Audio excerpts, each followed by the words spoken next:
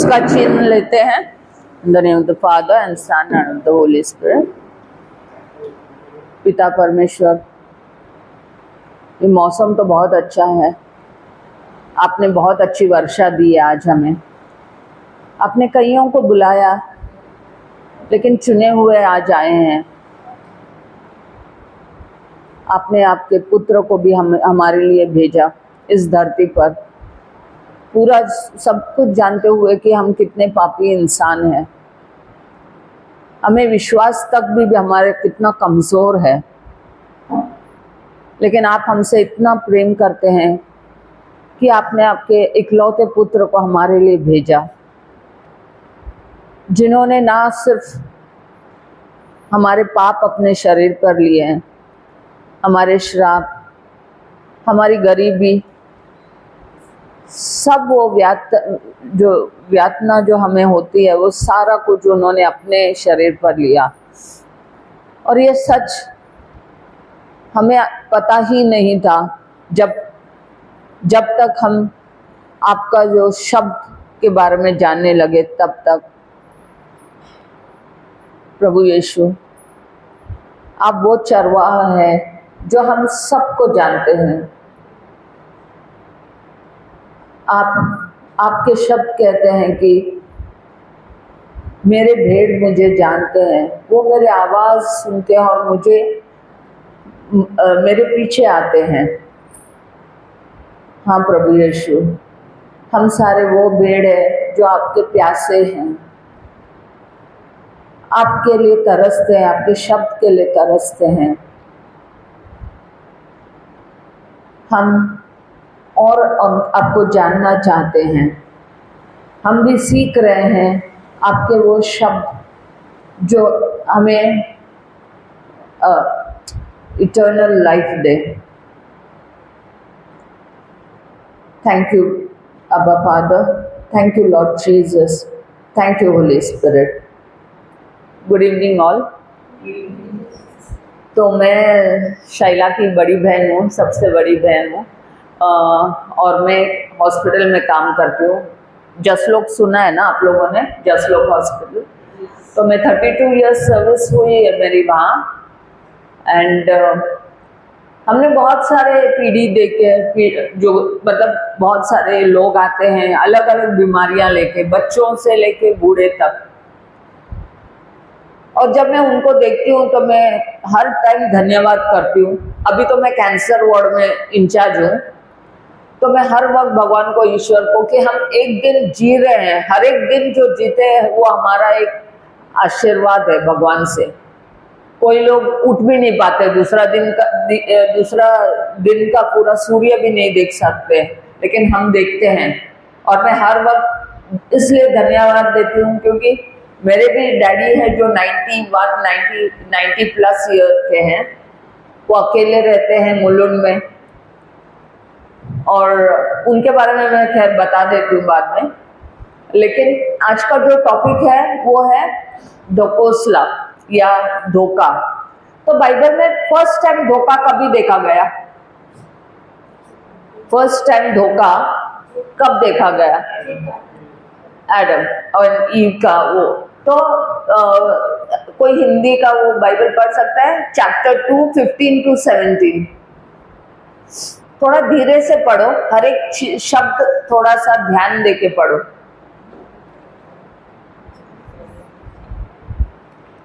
Chapter 2 genesis, उत्पत्ति ग्रंथ 2 15 से 17।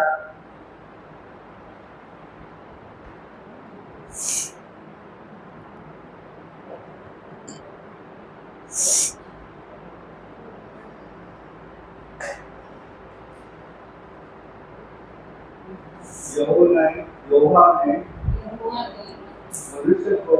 मनुष्य को अदन के बाद में रख। मनुष्य का काम पेड़ पौधे लगाना और बाग की देखभाल करना था। बस 17 तक वही है। 15 से 17 पढ़ा आपने। यहोवा परमेश्वर ने मनुष्य को आज्ञा की तुम बगीचे के किसी भी पेड़ से फल खा सकते हो, लेकिन तुम अच्छे और बुरे की जानकारी देने वाले पेड़ का फल नहीं खा सकते। यदि तुमने पेड़ का फल खाया तो तुम मर जाओगे। तो जब ये सब इंस्ट्रक्शन दिया तब ईवा थी वहाँ, कोई पिक्चर में ही नहीं थी, राइट। तो ये क्लियर इंस्ट्रक्शन था कि कौन सा पेड़ से नहीं खाना है, जानकारी। ओके, अभी हम चैप्टर 3 पे जाएंगे, वही उत्पत्ति ग्रंथ 1 से 7 तक पढ़ो। यहोवा ने द्वारा बनाए गए सभी जानवरों में सबसे अधिक चतुर सांप था। वह स्त्री को धोखा देना चाहता था। सांप ने कहा, हे स्त्री, क्या परमेश्वर के सचमुच तुमसे कहा है कि तुम बाग के किसी पेड़ से फल न खाना। स्त्री ने कहा, नहीं, परमेश्वर ने ये नहीं कहा, हम बाग के पेड़ों से फल खा सकते हैं, लेकिन एक पेड़ है जिसके फल हम लोग नहीं खा सकते। परमेश्वर ने हम लोगों से कहा, बाग के बीच के पेड़ के फल तुम नहीं खा सकते, तब तुमसे सुना भी नहीं तो मर जाओगे। तो ऐसा कुछ भगवान का इंस्ट्रक्शन था क्या एडम को कि बीच में रखा है वो पेड़ नहीं खाना है, बराबर ना। इंस्ट्रक्शन ऐसा कुछ नहीं था, यही कहा था कि knowledge of good and evil, जो अच्छी और बुराई की जानकारी वाले पेड़ के पास आप वो फल नहीं खाओगे। लेकिन इधर सांप ने क्या किया, घुमा फिरा के उसको बोला कि क्या बोला, एक्चुअली इंस्ट्रक्शन दिए गए थे आदम को। ईवा को इस इंस्ट्रक्शन के बारे में इसलिए नहीं मालूम था कि तब उसको बनाया ही नहीं गया था, उसको रचा गया बाद में। ये सारा इंस्ट्रक्शन जब आदम को दिया उसके बाद उसका रचना हुआ है, समझा। तो उसने बताया ऐसा ऐसा है। अभी यही जो सांप मतलब कौन है, शैतान। यही शैतान हमको भी धोखा देता है ना। मतलब अभी जैसे हम बीमार गिर गए तो हमको मालूम है कौन सा ये श्लोक लेना है, श्लोक नहीं, व्हाट इज द स्क्रिप्चर, कौन सा वचन लेना है हमको पता है ना। 1 Peter 2:24 हम बोलते हैं वचन, हम बोलते हैं, लेकिन देखते हैं कि वो तो बीमारी बहुत ही ज्यादा हो जाती है, उसके जो सिम्टम्स है ज्यादा और गहरे हो जाते हैं। तो हम क्या सोचते हैं, ये वचन सही है, एक्टिंग मतलब वो मुझ पे एक्शन हो रहा है क्या नहीं, बराबर। तो यही बात अभी हम लोग का कैसा था कि मेरे डैडी ही वाज सम कुछ सालों पहले से अबाउट 15 इयर्स तक हम लोग को उतना बाइबल का या इसका ज्ञान नहीं था। तब मेरे डैड बहुत ही एक्टिव थे, पहाड़ पे सब वॉक को जाते थे, टाबोर पे रेगुलरली जाते थे। वो गिर गए, उनको फ्रैक्चर हुआ, और फ्रैक्चर होने के बाद एक उनको एडमिट में जसलोक में किया, एक के बाद एक प्रॉब्लम्स होने लगे। अदरवाइज वो बहुत ही फिट थे। उनका ऑपरेशन किया हाथ का ये उन्होंने रॉड डालने के बाद फिर क्या हुआ कि उनको प्रोस्टेट का प्रॉब्लम आने को लगा। तो फिर से बोला डॉक्टर ने इसको अभी प्रोस्टेट का ऑपरेशन करना पड़ेगा। चलो प्रोस्टेट किया, प्रोस्टेट सब ठीक हो गया, अभी डिस्चार्ज बोलेगा। फिर मालूम पड़ा उनका शुगर बॉर्डर लाइन हुआ, उनका ब्लड प्रेशर भी प्रॉब्लम हो गया। वो हम लोग मतलब मैं तो एक्चुअली परेशान हो गई, मतलब क्या हो रहा है, और हमको तभी ज्ञान नहीं था। तो मैंने बोला बाजू वाला कोई पेशेंट कुछ प्रॉब्लमेटिक कुछ कर रहा होगा, उठा के डैडी को दूसरा रूम में रख दिया मैंने। बोला बाबा कुछ प्रॉब्लम होगा, इतना भले अच्छे मेरे पिताजी है जो चलते हैं पहाड़ पे चल के, इवन मुझे भी चलना डिफिकल्ट होता है, लेकिन ये क्या हो रहा है। निकाला, वापस रख दिया, दूसरा रूम में शिफ्ट कर दिया। मैं वो पेशेंट के पास कनेक्शन ही बंद कर दिया। मैं बोला भाई ये सब लफड़ा हो रहा है। तो ऐसा तो ज्ञान नहीं था हमको कि वचन बोलना है, ऐसा वचन बोलना है। तो एनीवेज वो सब कैसे भी डैडी का वो सॉल्व हो चुका। उसके बाद डैडी फिर रेगुलर जाने को लगे। अभी आया कोविड के टाइम पे हम ज्यादा वहां जा नहीं सकते हैं, लेकिन डैडी को फोन करते, बिकॉज उस टाइम पे रिस्ट्रिक्शंस था, ट्रेन में ट्रैवल करना सब लोगों को अलाउ नहीं करते थे।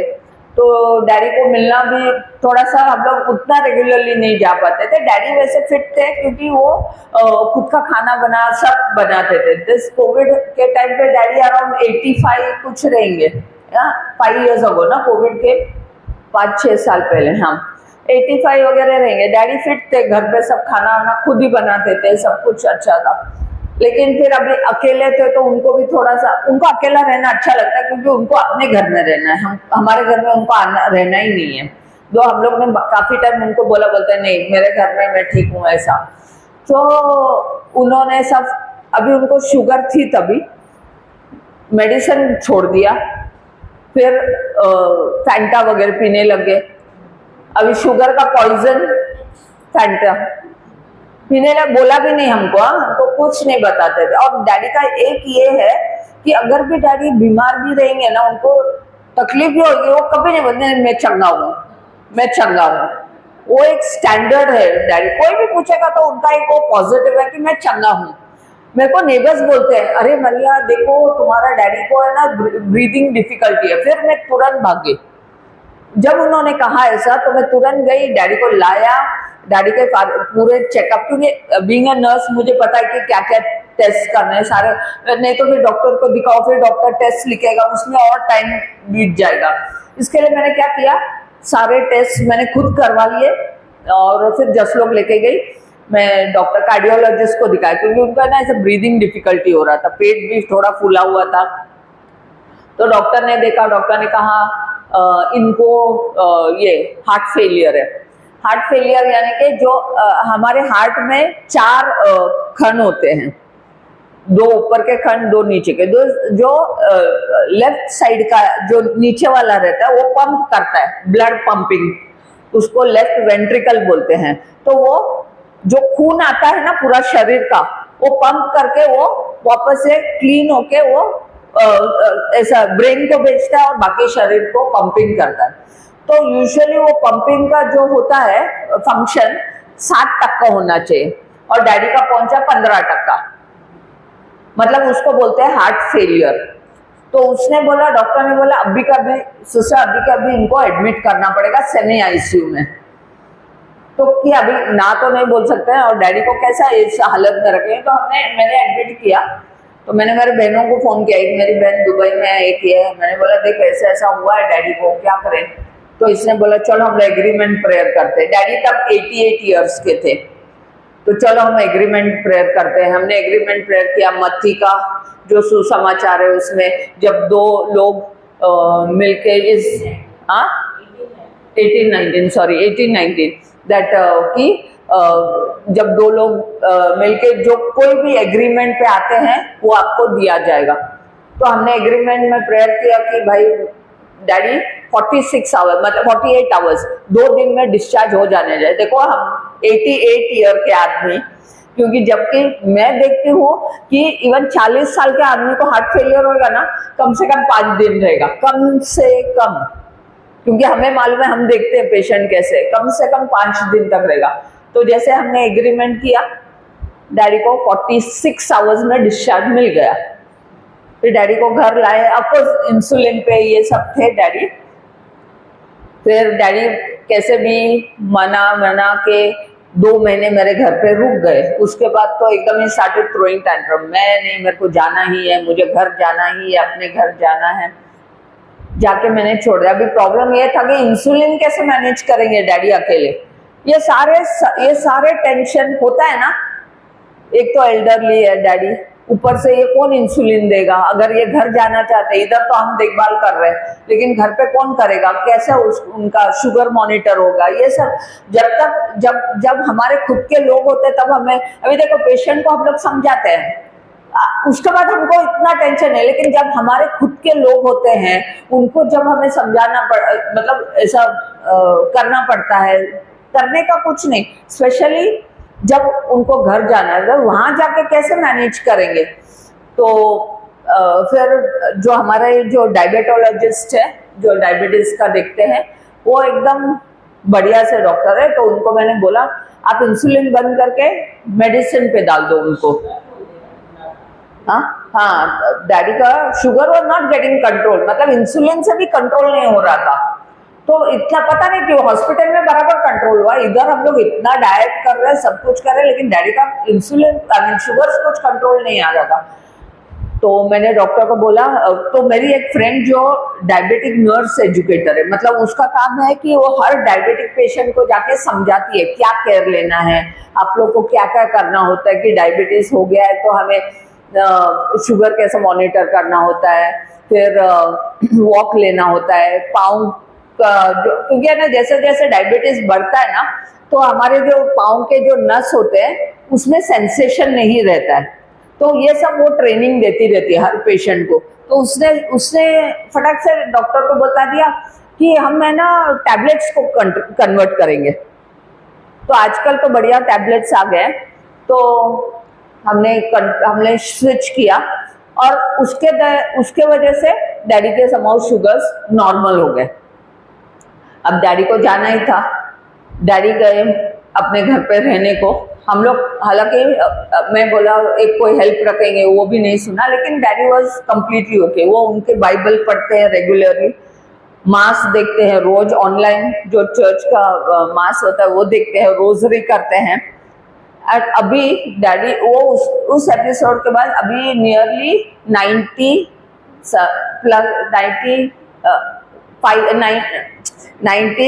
कंप्लीट हो गए नवंबर में। अभी 3-4 महीने में डैडी का बर्थडे, 91st बर्थडे।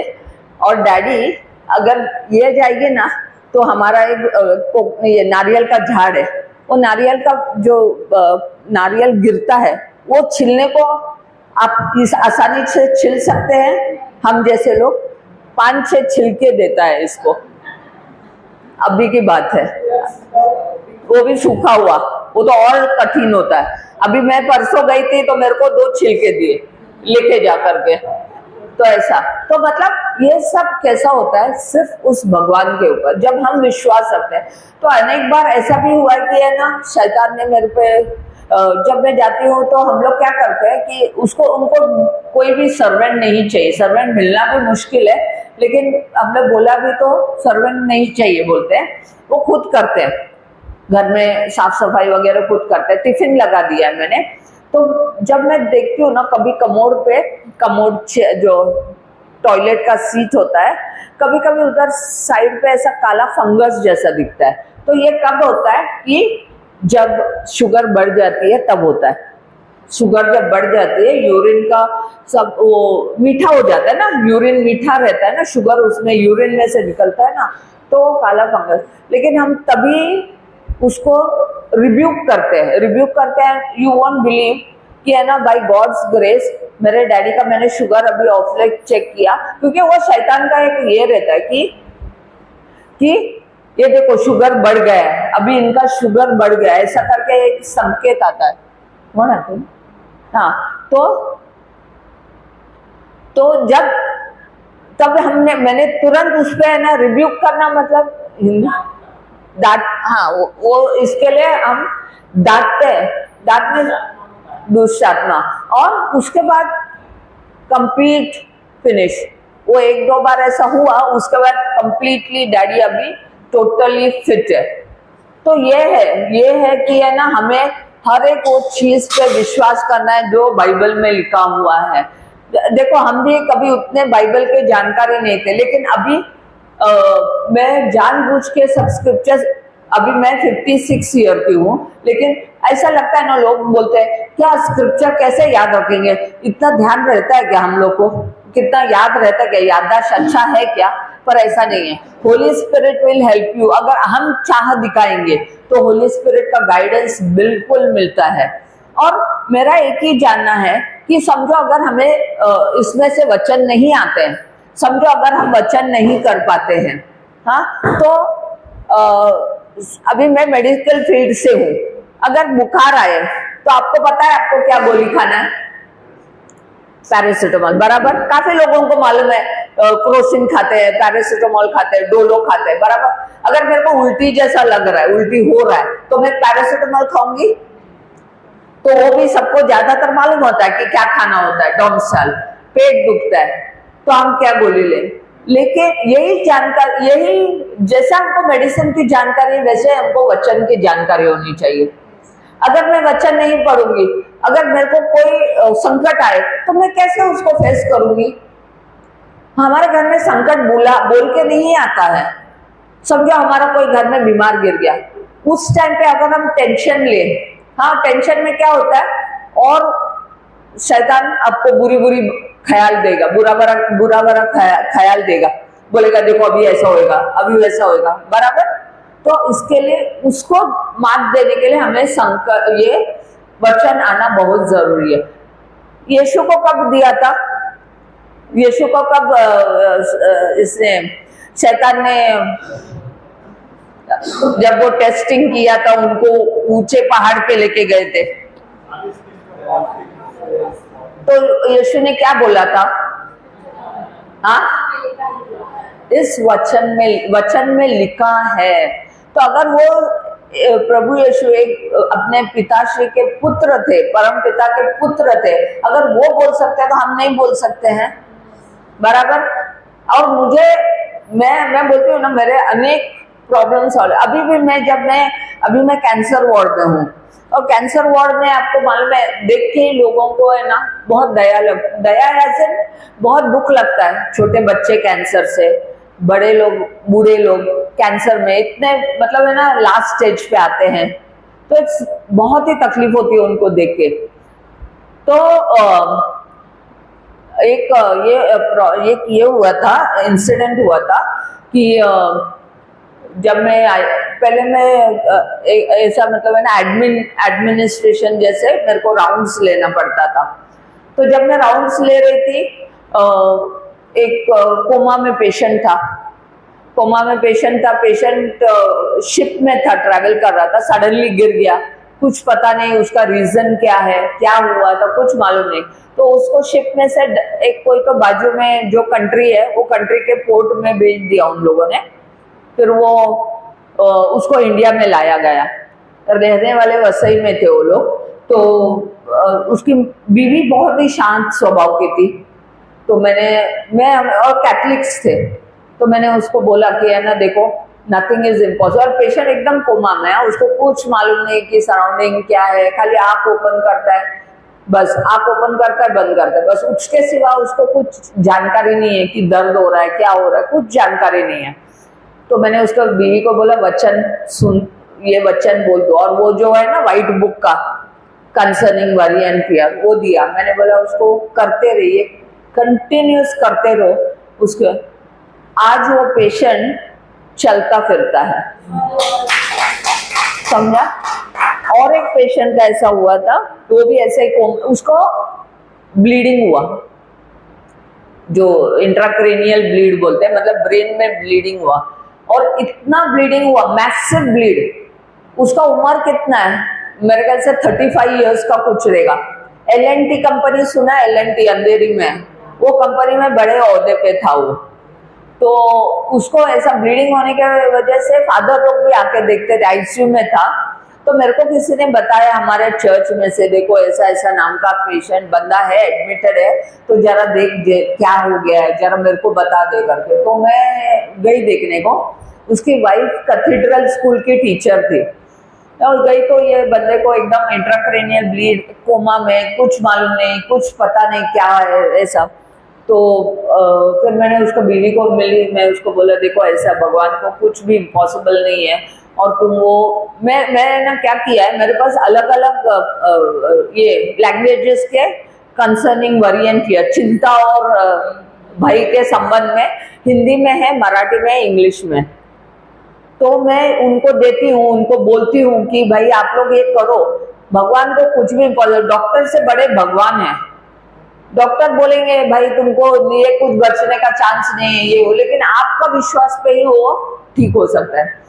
तो वो लेडी का विश्वास बहुत कमजोर, अभी तक भी कमजोर ही है, ऐसा ये नहीं, पर एनीवे उसको मैं समझा के, मतलब कभी कभी मैं ऐसा रहता कितना मैं बताऊं इसको, फिर भी मैं बोला नहीं, अगर मैं भगवान का कार्य कर रही हूँ तो मुझे थकान नहीं होनी चाहिए, मुझे उसको कंटिन्यूसली उसको प्रोत्साहित ही करनी है। एनीवे वो पेशेंट भी वेंटिलेटर से सब बाहर आया, उसको समझ में आया, सब कोमा से बाहर निकला पेशेंट। उसके बाद सिर्फ एक हाथ का लकवा जैसा था उसको, वो तक पहुंचा। फिर डॉक्टर ने उसको डिस्चार्ज किया।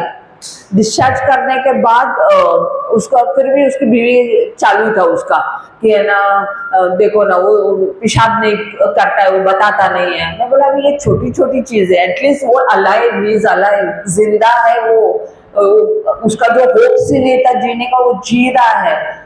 अल्टीमेटली उसने मेरे को बंद किया, फोन करना ही बंद कर दिया। तो हम लोग हमारे इसमें प्रार्थना में उसको हमेशा प्रे करते थे।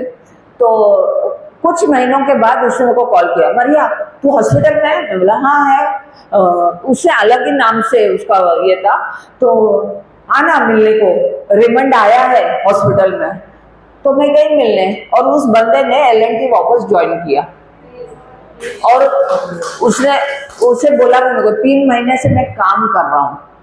तो ये भगवान की महिमा है। अगर हम भगवान को एक कदम भी लेते हैं ना, भगवान हमारे तरफ कितने कदम लेता है? 10 कदम। तो हमें हताश कभी नहीं होना है कि ये क्या हो रहा है। मेरा बेटे का एक बोलती हूँ, मेरा बेटा एक बड़ा मिरेकल है, क्योंकि आप लोगों ने पिक्चर देखा है तारे जमीन पर, सबने देखा है? क्या है वो पिक्चर, किस बारे में? हाँ, बच्चा है, लेकिन क्या है, बच्चे को क्या प्रॉब्लम है? उसको डिसलेक्सिया बोलते हैं। मतलब ये बच्चे ऐसा नहीं कि होशियार नहीं है, होशियार है, लेकिन उनको पढ़ाई नहीं अच्छी, क्योंकि पढ़ाई समझती नहीं है। उनको पढ़ना लिखना पसंद नहीं है, क्योंकि उनको समझता नहीं है। उनके बहुत सारे मिस्टेक्स होते हैं। ऐसा नहीं कि होशियार नहीं है। अभी जैसे वो तारे जमीन पे, उसका कला में होशियार था, वो ड्राइंग सब में बहुत होशियार था, लेकिन मेरा बेटे का उससे भी ज्यादा था। वो डिसलेक्सिया था, यानी कि उसको पढ़ाई में कमजोरी थी। डिसकैल्कुलिया था, दैट मीन्स उसको मैथ्स में भी कमजोरी था। डिसग्राफिया था, यानी कि आर्ट में भी कमजोर है। और ये हमें पता चला when he was in 3rd standard, जब वो ट्यूशंस जाता था, क्योंकि मेरे शिफ्ट ड्यूटीज थे उन दिनों में, तो मैं इतना उसके पढ़ाई की तरफ उतना ध्यान नहीं दे सकती थी। तो हमने ट्यूशन को डाला। वो लेडी उसे बोला देख मरिया, उसको है ना कुछ तो डिसलेक्सिया। तो मैं और मेरी सास, हम लोग एक्सेप्ट ही नहीं किया। ये क्या बोल रही है, इसको सिखाने को नहीं आ रहा है, तो ये मेरे बेटे को दोष दे रही है, यही हमने बोला। तो it was very difficult for us to accept. तो बोला चलो अभी इसने बोला है तो। और मेरे बेटे का एक था, जहाँ पे ई करना है वो ए करता था या आई करता था, उसको वो समझ में नहीं आता था ई क्या है, आई किधर डालना है। ये पिन बोलेगा तो PN करता था, PAN बोला तो PEN करता था। तो ऐसे छोटे छोटे एरर्स होते हैं। और अपना व्हेन यू नो कि हम जब टेस्ट में एक एक मिस्टेक के लिए भी हाफ मार्क जाता है। तो एनीवे फिर हमने सोचा, मैं तभी पीडियाट्रिक बच्चों के वार्ड में थी, और उधर एक साइकोलॉजिस्ट आती थी, वेरी फेमस साइकोलॉजिस्ट। तो मैंने उसको बताया ये प्रॉब्लम ऐसा ऐसा है। तो उसने बोला एक उम्मीद करके सेंटर है ब्रिज कैंडी में, आप जाओ वहां पे कर लो करके टेस्टिंग्स का। टेस्ट किया तो मालूम पड़ा ये तो हमने कभी शब्द सुने भी नहीं थे कि ये कुछ एग्जिस्ट होता है, डिसलेक्सिया, डिसकैल्कुलिया वगैरह। तो वो हो गया। फिर भी एक्सेप्टेंस तो बहुत ये था। तो हमने बाद में उसने हमको गाइड किया। उसने कहा आप लोग सायन हॉस्पिटल जाओ। साइन हॉस्पिटल में इसका टेस्टिंग होता है। साइन हॉस्पिटल गए, टेस्टिंग किया, उधर भी यही बताया। तो अभी हमको पता चला ऐसे बच्चों को, बिकॉज ना उनका राइटिंग भी बहुत स्लो होता है, बहुत टाइम लगता है, तो उनको कोई कोई फैसिलिटी मिलते हैं, जैसे 15 मिनट एक्स्ट्रा, एक घंटे का पेपर रहेगा तो 1.25 घंटा तक वो लोग अलाउ करते हैं, 2 घंटे का रहेगा तो 2.5 घंटे तक, ऐसा 15 मिनट हर एक घंटे पे मिलता है। तो वो सब फैसिलिटी, फिर उनको लोअर लेवल मैथ्स, ये सब फैसिलिटी मिलता है, विच हम लोग ने सर्टिफिकेट देने पे स्कूल को दिया। स्कूल का प्रिंसिपल भी फादर था, उन्होंने पूरा वो फैसिलिटी अप्लाई करने को छोड़ दिया। तभी हम वचन में नहीं थे, तो वचन तो बाद में चालू होने के बाद आज मेरा बेटा लॉयर है। ओके, आज उसको लॉयर बोलेगा तो उनको छोटा कुछ नहीं, उनको बड़े बड़े ड्राफ्ट्स पढ़ने पड़ते हैं, करेक्ट, कितने पेजेस के ड्राफ्ट्स पढ़ने पड़ते हैं। तो आज इस भगवान की वजह से ही मेरा बेटा, ईश्वर की वजह से मेरा बेटा आज एक अच्छा लॉयर बने, 5 साल हो गए लॉयर बन के, और वो बाय गॉड्स ग्रेस अच्छा काम कर रहा है। तो दैट इज ऑल। तो जैसे मैंने ये कहा कि डिसीट या धोखा देना किसका काम है? शैतान का काम है। तो हम जब तक हमें नॉलेज, होशाया के किताब में क्या लिखा है 4:6 क्या लिखा है? हाँ, करेक्ट। तो अज्ञान, मेरे लोग कोई पाप के वजह से हमारा नाश नहीं होता है, अज्ञानता के कारण हमारा नाश होता है। तो शैतान हमें कुछ बोलता है, ये करो, अरे ये करेगा तो वो होगा ऐसा, लेकिन अगर हमें मालूम है तो हम ईश्वर के जैसे बोल सकते हैं, नहीं, ये शब्द ये कहता है, और इस शब्द के वजह से के अनुसार अगर हम चले तो बराबर हमारा सफलता जरूरी है। समझा? मेन थिंग इज विश्वास। अगर हम विश्वास नहीं करेंगे तो कुछ नहीं कर सकते। नेक्स्ट ले लो,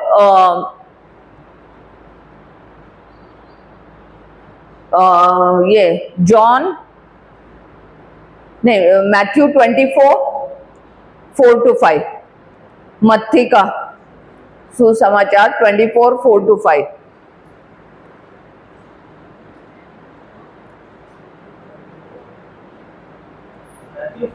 हाँ, 24:4-5।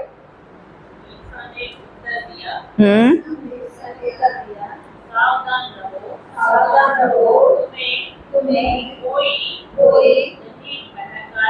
नहीं बहकाए, क्योंकि बहुत से लोग मेरा नाम लेकर आएंगे और कहेंगे मैं मसीह हूँ, और वे बहुतों को बहका देंगे।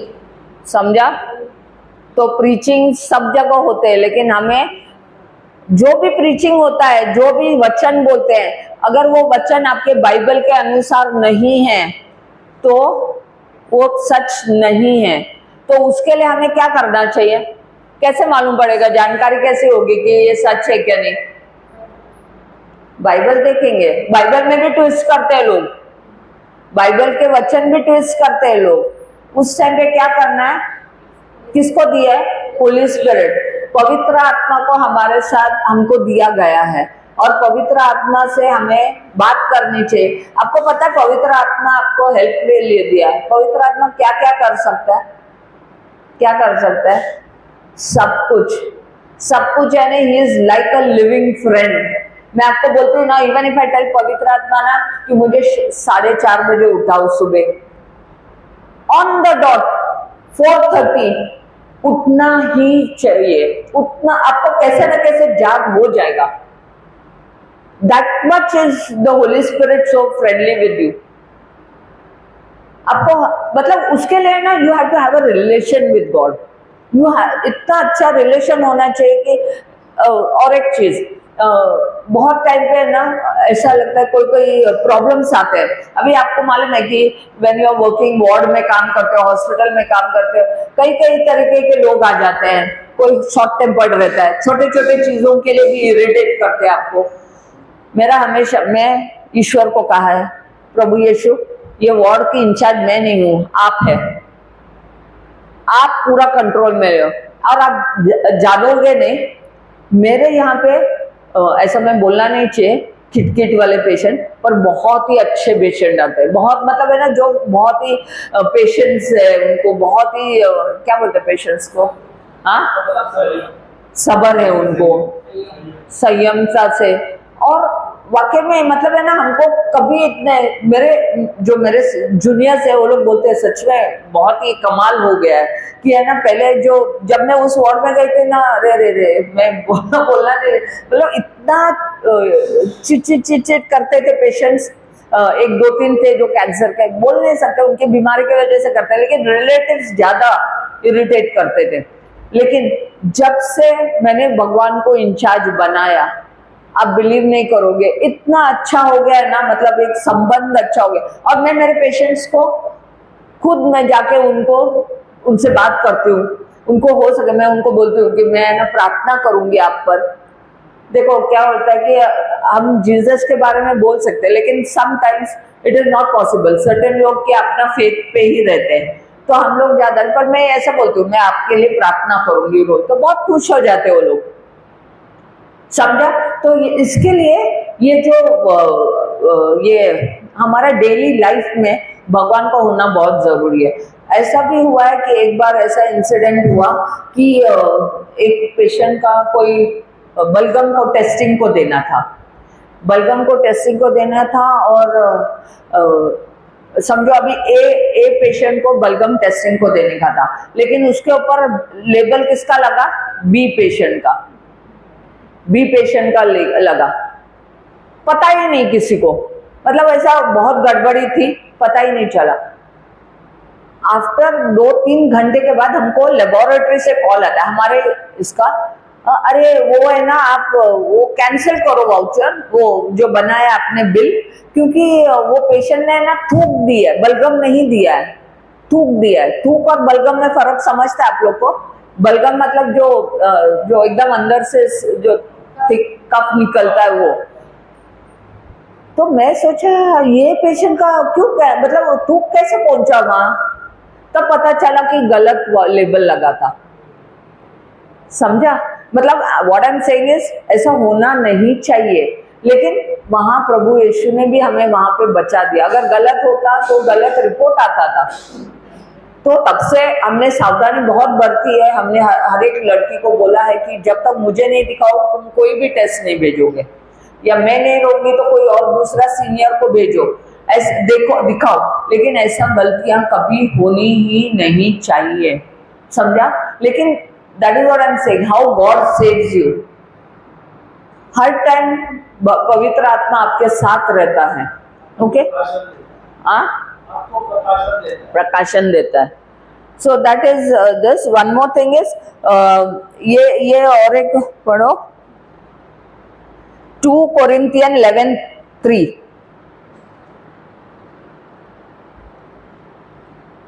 2 Corinthians 11:3।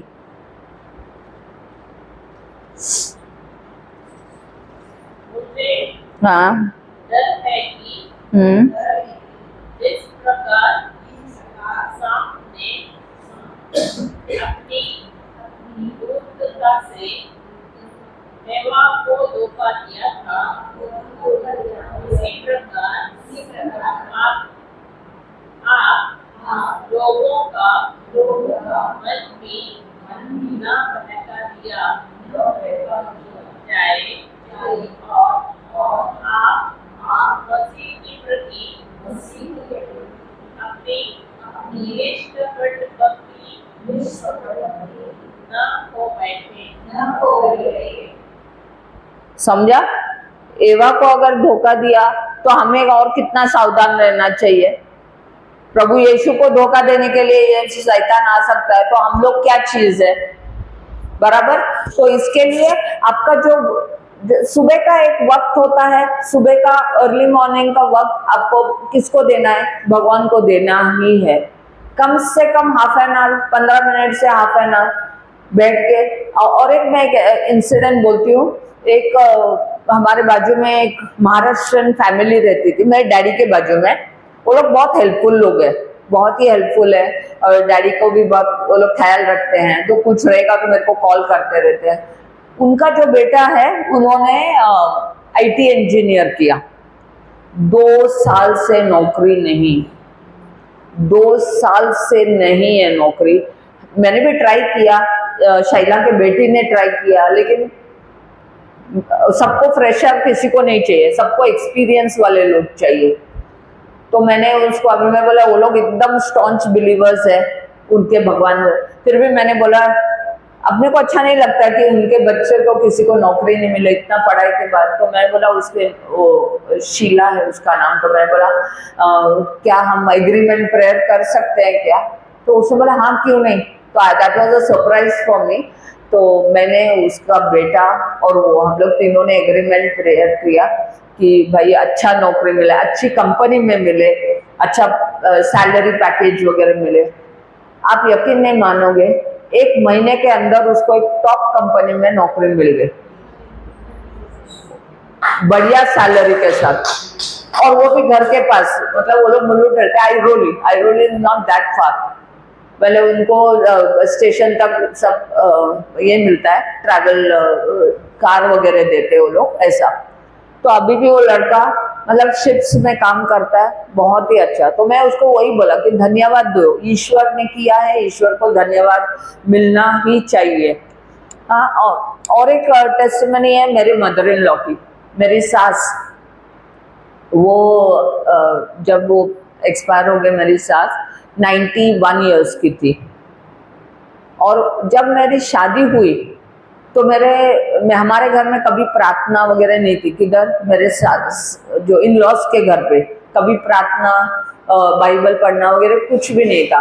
लेकिन जो मेरे डैडी के घर पे हम लोग सुबह भी प्रार्थना करते हैं, शाम को भी रोजरी बोलते हैं।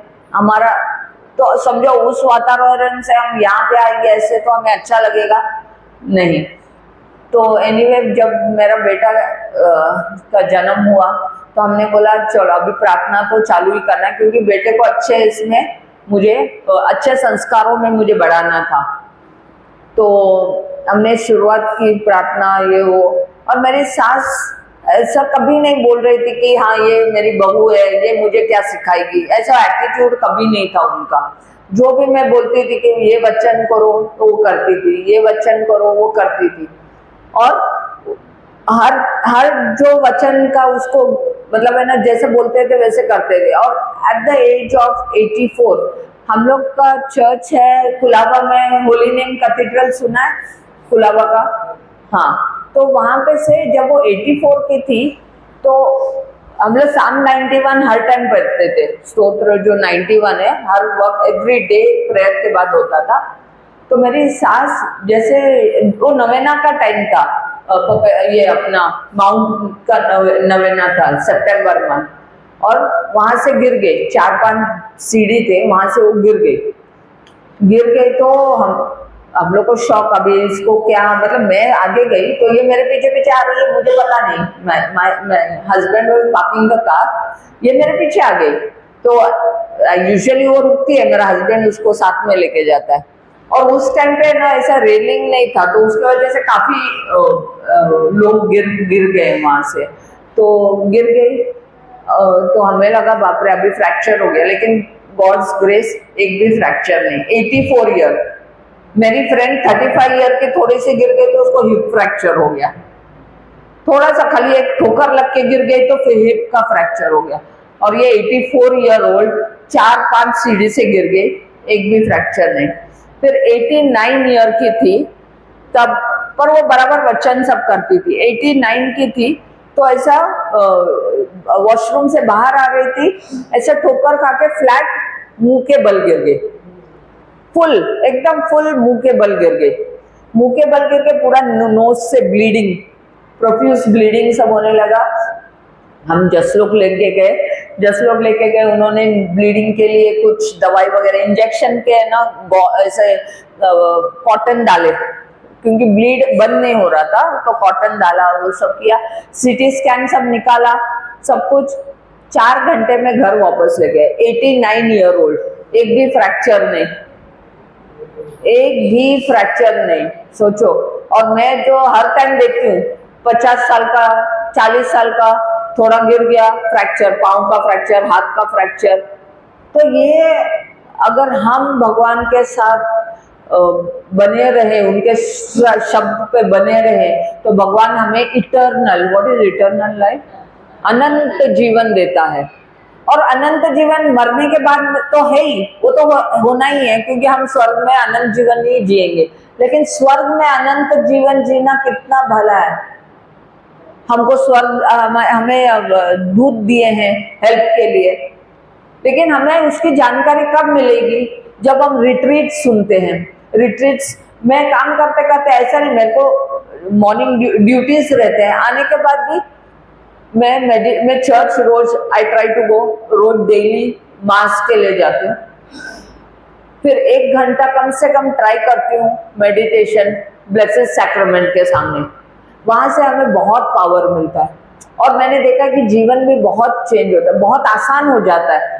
कितना आसानी मेरे को, जब से मैं मेडिटेशन को बैठी हूँ ना, बहुत आसान थिंग्स, मतलब अपने आप से आसान, ये जो प्रॉब्लम्स है ना, अपने आप मिट जाते हैं। ये मैंने आजमाया है, अनुभव किया है। सो इसके लिए जितना हो सके ना उतना करो, हेल्प करो दूसरों को, जो आपके हाथ में थोड़ा थोड़ा भी। और जब हम किसी को दान देते हैं या किसी को हेल्प करते हैं, उसका जो बोलते हैं ना कि all good things come back to you, सब जो आप अच्छा करते हो आपको अच्छा ही मिल जाता है। तो ऐसा तो मैंने काफी देखा है। एक तो मेरे डैडी के लिए मैं रोज धन्यवाद देती हूँ प्रभु ईश्वर, हम खुद जी रहे हैं उसके लिए मैं धन्यवाद देती हूँ कि हम हर एक पल जो निकाल रहे हैं, भगवान के सिवा हम नहीं रह सकते। पता नहीं लोग क्यों भगवान को त्यागते हैं, ये तो हमें नहीं मालूम, लेकिन I have a great faith in God and I have experience. Of course thanks to Shaila हूँ, यू नो, पहले मैं ऐसा नहीं, ये लोग जो बचपन में लोग बाइबल पढ़ते तो मुझे बुलाते थे, मैं बोलते नहीं नहीं मेरे को इस सब में मत डालो तुम लोग करो करके। लेकिन जब किसी भगवान को तो हमको ये करना ही है ना, लाइन पे लाना ही होता है। तो मेरे बेटे द्वारा मैं लाइन पे ही आ गई। फिर मेरे को समझ में आया, जब तक प्रॉब्लम से आता है ना, हम कभी भगवान का याद नहीं आता है हमें, तो ऐसा। लेकिन I always thank them also for it, but that way. तो और मोस्ट इम्पॉर्टेंटली जो हमारे पूर्वज थे, मेरे डैडी के डैडी भी बहुत ही भगवान के यीशु का प्रार्थना में थे वगैरह, तो ये एक ब्लेसिंग है। तो आप लोग को जब आप प्रार्थना करते हो, बोलना है कि हमारा सारा जो जनरेशन है भगवान आप ही के चरणों में रहे। ये आपको प्रेयर करना है कि सारा जनरेशन, पूरा जो मेरा यही प्रार्थना रहता है कि पूरा जनरेशन, मेरी पीढ़ी जो होने वाली है, सारे सिर्फ आपके साथ एकदम बने रहे, आपके साथ विश्वासी बने रहे। ये सबसे बड़ा यू नो लाइक ये हमें वरदान है। या तो ये और एक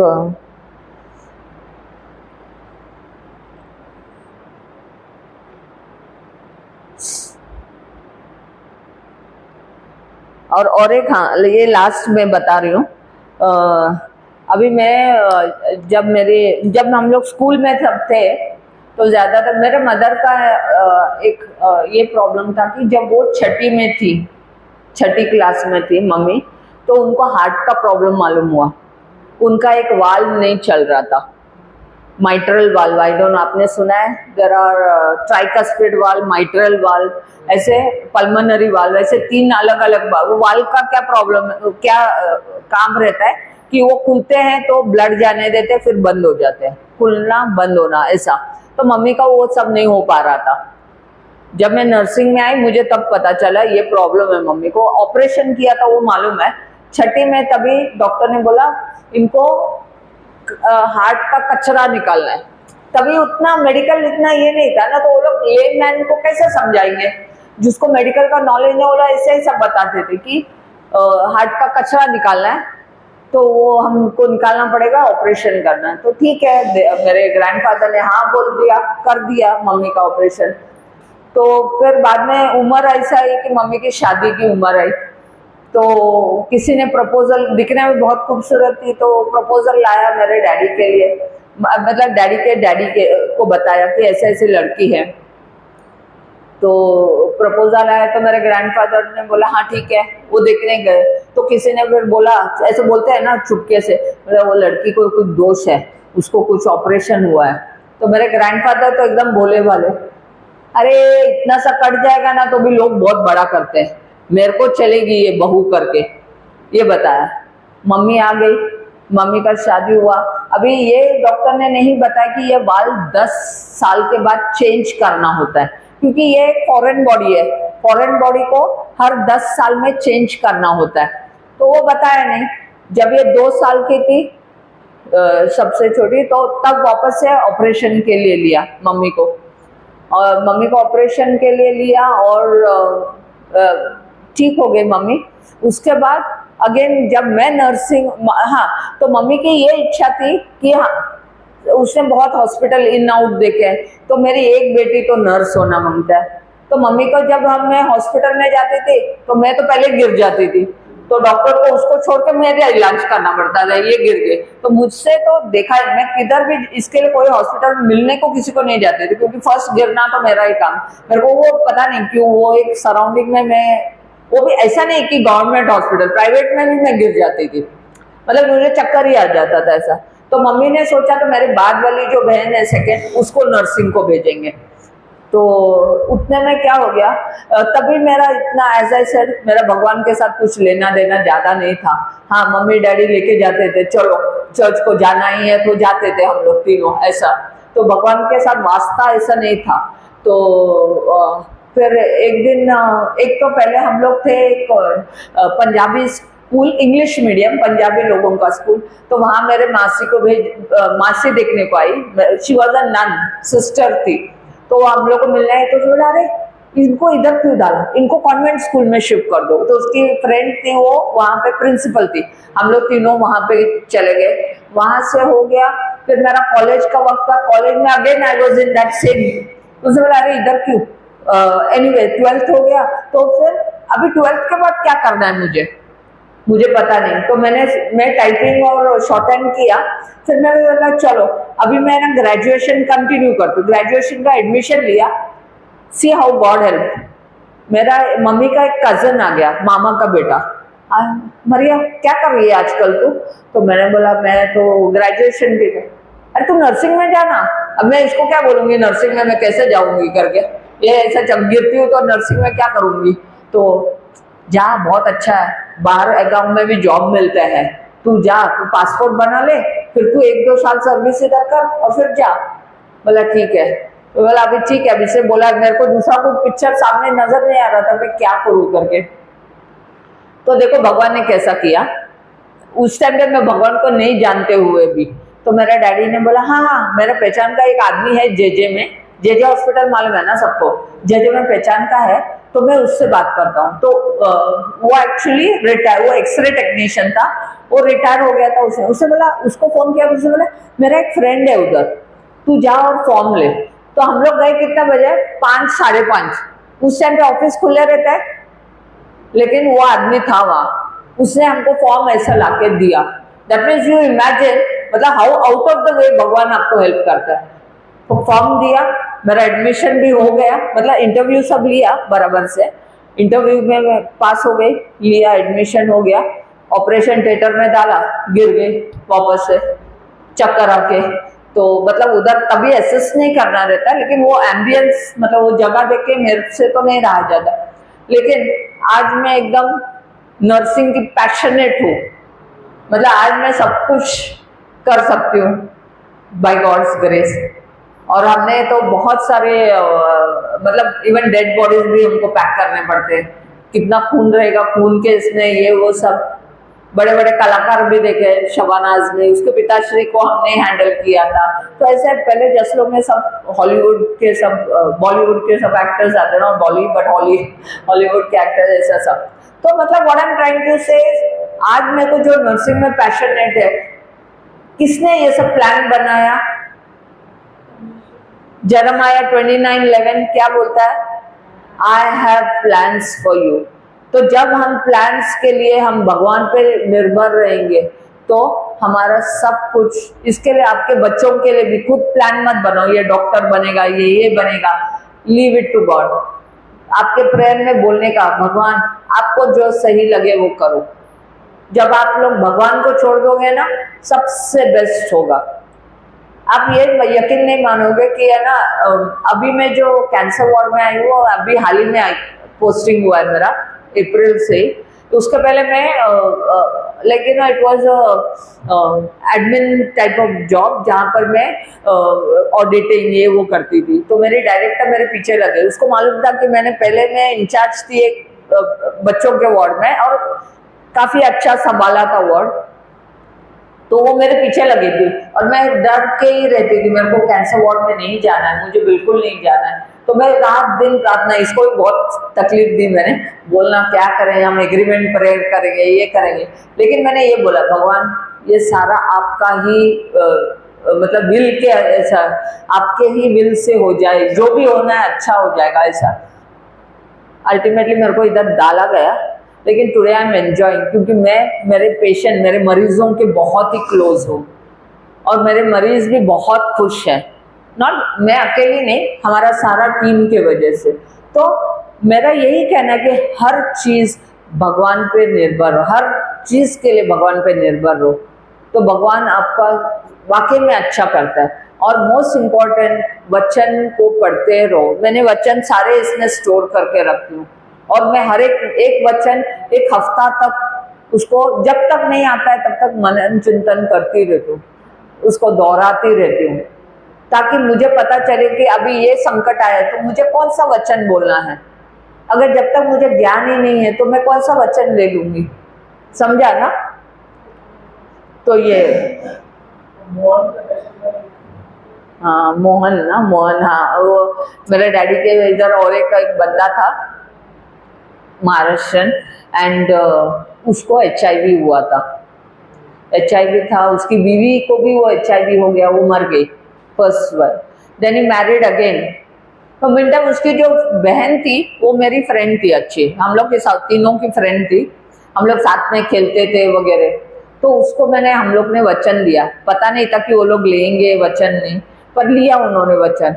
और मोहन जब एडमिट था, he was in very bad shape, कोई तो आके उसको वचन दिया कि भाई ऐसा ये वचन करो करके, और उसने भी एक्सेप्ट किया, उसने भी किया। आप जानोगे नहीं, उसकी दूसरी शादी हो गई, दूसरे शादी, उसको पहले बीवी का एक बच्चा था, वो बच्चे का भी शादी हो गई, उसको भी बेटी हो गई है। तो he is a grandfather now and he is still alive and good healthy. If a non believer को, जेंटाइल को हम अच्छा हो सकता है, तो हम तो एकदम चुने हुए बच्चे हैं ना, करेक्ट ना? तो भगवान हमको छोड़ देगा कैसे? नहीं। So there are lot of, मैं मेरे पेशेंट्स को देती हूँ वचन। और मैंने, हाँ एक और मेरे को याद है, एक लड़का था शोलापुर से आया था, 10th स्टैंडर्ड में था। तो ऐसा है ना, लॉन्ग जंप करते हैं ना, यहाँ से ऐसे लॉन्ग जंप कर रहा था, पता नहीं उसको क्या हो गया, वो पूरा अपाहिज हो गया, पूरा का पूरा अपाहिज, मतलब हाथ भी नहीं चल रहा, पाँव भी नहीं चल रहा, इतना टोटल अपाहिज हो गया। तो उसकी माँ बेचारी बहुत रोती थी, ICU में था, तो रोती रहती थी कि बराबर है ना, कौन से माँ को अच्छा लगेगा अपना 15 इयर्स का बेटा अपाहिज, उसको मोशन होता है नहीं समझता है, पेशाब होता है नहीं समझता है, कुछ भी नहीं। उसको मैंने वचन दिया, मैं बोला तू ये वचन कर ले, मराठी में दिया, मैं बोला तू ये कंसर्न, चिंता और भीति वो करते रहे। मैं बोला बड़े बड़े, देखो उनको भी टेस्टिमनीज देना पड़ता है, तब जाके विश्वास आता है। तो मैंने उसको बोला कि ऐसे ऐसे प्रभु यीशु, कई लोगों को प्रभु यीशु कैसे है कुछ मालूम है, फिर हमको दिखाना पड़ता है प्रभु यीशु मालूम है, नहीं मालूम, क्रूज पे फिर वो पिक्चर दिखाते हैं, हाँ पता है, हमने सुना है सब। तो आप करो, ये वचन करो।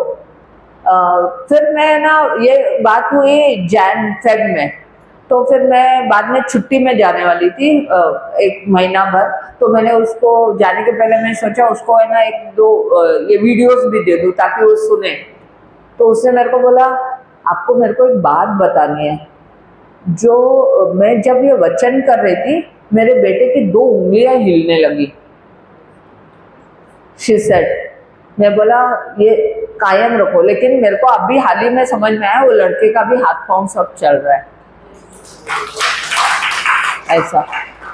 वो लोग आते हैं लगातार यहाँ पे, मेरे को मिली नहीं पर मैं किसी के थ्रू, भगवान मुझे संकेत देता है, किसी के थ्रू तो मैसेज आ जाता है। फिर एक लड़का था छोटा, वो था सिर्फ 4 साल का, उसको कार ने उड़ा दिया, खेल रहा था बेटा, कार ने उड़ा दिया, कोमा में बैठा, मतलब खाली आँख खोलता है बंद करता है। तो माँ बैठ के रो रही है, अनबिलीवर लोग रो रही है। अभी उनको देख के हमको भी इतना परेशानी होती है। आईसीयू, पीडियाट्रिक आईसीयू, मतलब बच्चों का आईसीयू में। तो मैंने उसको बोला मैं प्रार्थना करूँ क्या उसको, तो उसने बोला हाँ करके। तो हम लोग ने, मैंने प्रार्थना किया, उसको यही वचन दिए। उसके बाद मैं छुट्टी पे चली गई। तो 1 महीने के बाद आने के बाद वो जो इंचार्ज है वो पीडियाट्रिक वार्ड के, उसने बोला आपको मालूम है सिस्टर वो लड़का अभी चल रहा है, फिर रहा है, बात कर रहा है, क्या चाहिए सब बता रहा है। देखो भगवान की महिमा। और हम खुद मतलब वचन में रह के हमको विश्वास नहीं रहता है, तो ये नहीं होना चाहिए। ईच ऑफ अस वो डेडिकेटेड टाइम हमें भगवान को देना ही है। वो तो हमारा क्रिएटर है। मेरे को किसी ने ऐसे बोला, एक कोई कैथलिक, अरे मरिया तू रोज चर्च जाती है, अभी तो मेरे को हेलो दिख रहा है। हेलो मीन्स यू नो ना, वो भगवान को संत लोगों को रहता है ना वो। मैं बोला भाई आप लोग को किसने बोला है मत जाओ करके हेलो, नहीं पर रोज रोज क्या ये करना। बोला तुम्हारे बेटे ने एक दिन बात की है, बेटी ने, और दूसरा दिन ने बात किया, चलेगा क्या? नहीं। बोला तो फिर वो कौन है? क्रिएटर है ना। अगर तुमको उससे नहीं बात करने को टाइम है तो फिर तुम्हारे बच्चे भी तुमसे बात नहीं करेंगे ना। चलेगा ना? उन लोग अपने में मस्त रहेंगे तो चलेगा क्या? नहीं। आपको लगता है ना कि मेरे बच्चे मेरे को रिस्पेक्ट दे, मेरे बच्चे मुझसे बात करें, सेम वे वो तो परम परमेश्वर है, उनको तो हमें वो वक्त देना ही चाहिए। और जब जैसे जैसे अब कभी कभी है ना बहुत ये लगता है कि अभी कितना प्रेयर करने का कितना, लेकिन उस टाइम पे आप लोग थोड़ा ये सुनो ना, वीडियोस देखो on all this. And faith comes by hearing and hearing by the word of God. Where is that? Romans 10:17। वो बोलते रहने का बस, हम आपके अपना कार्य करेंगे, let's leave it to God. एक बात हमेशा ध्यान में रखो, कोई प्रॉब्लम आया ना, बस जैसे हम बॉल फेंकते हैं ना, ये भगवान लो ये प्रॉब्लम आपका है, बस ऐसे करो, आप देखो ये प्रॉब्लम क्या है। लेकिन हम बोलेंगे नहीं भगवान ऐसा नहीं होना चाहिए, ऐसा करो, आप ऐसा करो, हम इंस्ट्रक्शन देते भगवान को। मोस्टली ऐसे होता है। मैं तो ऐसे करती थी, आई डोंट नो आपके बारे में मैं नहीं जानती हूँ, लेकिन मैं तो ऐसे, ये भगवान ऐसा करो, हाँ वो मेरे बेटे को ऐसा करने दो। नहीं, you throw the ball at God, ये आपका प्रॉब्लम है, आप जानो कैसा करते हैं, एंड यू विल सी कि ब्यूटीफुली आपका प्रॉब्लम सॉल्व हो जाता है, ब्यूटीफुली इट सॉल्व्स। उसके लिए हमें भगवान पे उतना ही विश्वास रखना है और वचन को करना है। समझा ना? ठीक है, चलो यार धन्यवाद देते हैं भगवान को। थैंक यू लॉर्ड, धन्यवाद यीशु, धन्यवाद अब्बा फादर, धन्यवाद होली स्पिरिट। आपने कई गवाहियाँ हमें याद दिलाई और मैं प्रार्थना करती हूँ कि जो कोई यहाँ पर अभी बैठे हैं, ये आपकी गवाहियाँ को नज़र रखते हुए आपके वचन को अच्छी तरह सीख के अपने जीवन में उसको इस्तेमाल करें, अपने परिवार के लिए, औरों को भी ये वचन जाके दे दें ताकि आपकी महिमा हो। धन्यवाद यीशु, धन्यवाद पिता माँ, धन्यवाद पवित्र आत्मा, धन्यवाद फादर एंड सन।